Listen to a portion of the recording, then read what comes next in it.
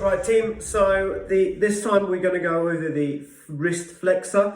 So more likely an issue occurring from the outside arm due to overloading in slight flexion of the wrist at the catch and then obviously bending the elbow too early as well.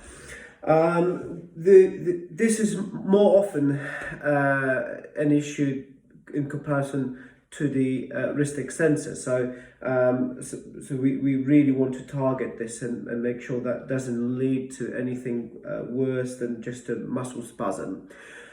It can lead to things like a sort of tendinopathies to the digits itself, so you can't put much load through it when in contact with the handle. And long term also it leads to things like a medial epicondylalgia or your golfer's elbow. The last one, obviously, this is an issue that it does take a while to solve.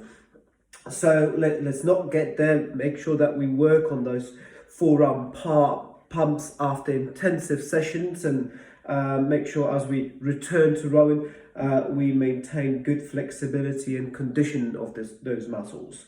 We have 6 steps again in terms of how we're going to work on those flexors. First of all, we start, as with the extensors, we start with the mobility. We'll do the wrist flexions and extensions with the broomstick for 60 seconds. 1 set being a minimum. Ideally do 3 sets on that. Then we're going to move on to the releases, and those releases will be again with the tennis ball. You can do it with a foam roller, absolutely okay to do that. It won't go as, you won't get into those small bits of muscles that you would otherwise get into with a smaller item. So with the flexor, you will sort of roll it out to start with.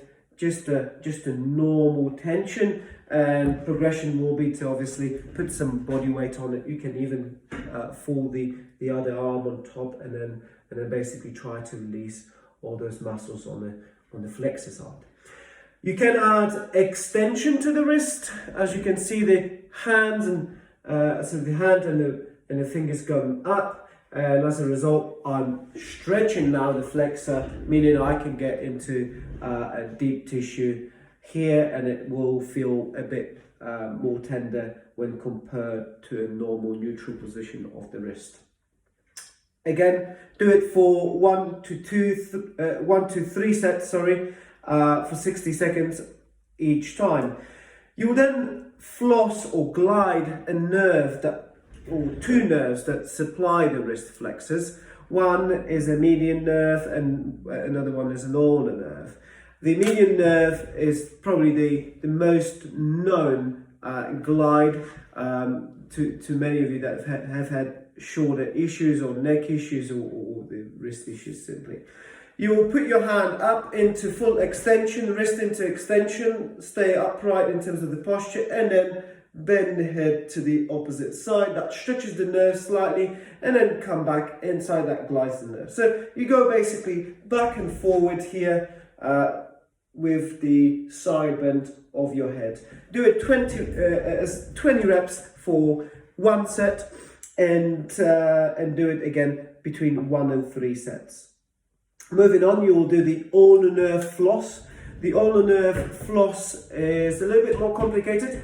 Ulnar nerve supplies those 2 digits here, so the last 2 fingers, and you will grab those 2 fingers. You have upright posture to start with, and then pin 2 fingers down with the other hand, and then go into full extension and head down. Okay, return, and then again flexion and of the head and extension of the wrist with the 2 digits being pulled down. Okay, do it for 20 repetitions. Now, to condition the muscles, you will do 2 exercises. One is an isometric contraction of the flexor, which is pretty straightforward. You'll hold a significant weight, even with the fingers sort of in the neutral position, and hold that for between 15 and 30 seconds. You can make this hard, obviously, by having heavier weight, or more resistance on the elastic band. That's all you need to do, okay? You do that for, again, 5 repetitions, like with the extensors, for 15 to 30 seconds. 30 seconds, obviously, as a progression from 15 to start with. Then the last exercise, the last thing you need to do is eccentric and concentric contraction combined, with the emphasis on the lengthening of the muscle, the eccentric phase to be longer, okay? So you can use your hands to go into flexion and then go slowly into extension, and the progression will be do yourself the flexion for 1 repetition and then slowly into extension as you go down, okay? So you will do between 8 and 12 repetitions of that. Remember the tempo, so you go 1 second up and then 3 seconds down. And again, 1, 2, 3 sets on that.